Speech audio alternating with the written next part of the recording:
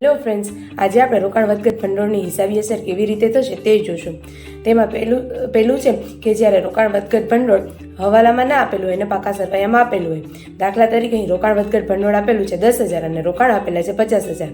ત્યારે તેની અસર આવશે એડમિનના પ્રવેશ પછીના પાકા સરવૈયામાં મિલકત લેણા બાજુ રોકાણ 50,000 અને રોકાણ વધઘટ ભંડોળની અસર આવશે ભાગીદારના મૂડી ખાતામાં જૂના પ્રમાણમાં 4,000 અને 6,000. બીજું છે કે જ્યારે રોકાણ વધઘટ ભંડોળ આપેલું હોય અને હવાલામાં પણ બજાર કિંમત આપેલી હોય. દાખલા તરીકે અહીં રોકાણ વધઘટ ભંડોળ આપેલું છે 10,000, રોકાણ આપેલા છે 50,000 અને બજાર કિંમત આપેલી છે 45,000.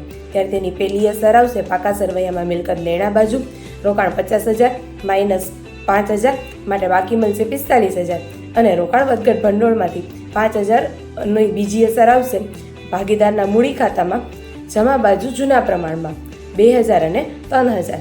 ત્રીજું છે કે જ્યારે રોકાણ વધઘટ ભંડોળ પણ આપેલું હોય અને હવાલામાં બજાર કિંમત વધુ આપેલી હોય. દાખલા તરીકે અહીં રોકાણ વધઘટ ભંડોળ આપેલું છે 10,000, રોકાણ આપેલા છે 50,000 અને બજાર કિંમત આપેલી છે 55,000. ત્યારે તેની પહેલી અસર આવશે પાકા સરવૈયામાં મિલકત લેણા બાજુ રોકાણ 50,000 તેમાં પ્લસ 5,000 અને બાકી મળશે 55,000. 5,000ની બીજી અસર આવશે પુનઃમૂલ્યાંકન ખાતામાં જમા બાજુ અને રોકાણ વધઘટ ભંડોળની અસર આવશે ભાગીદારના મૂડી ખાતામાં જમા બાજુ જૂના પ્રમાણમાં 4,000 અને 6,000. Thank you.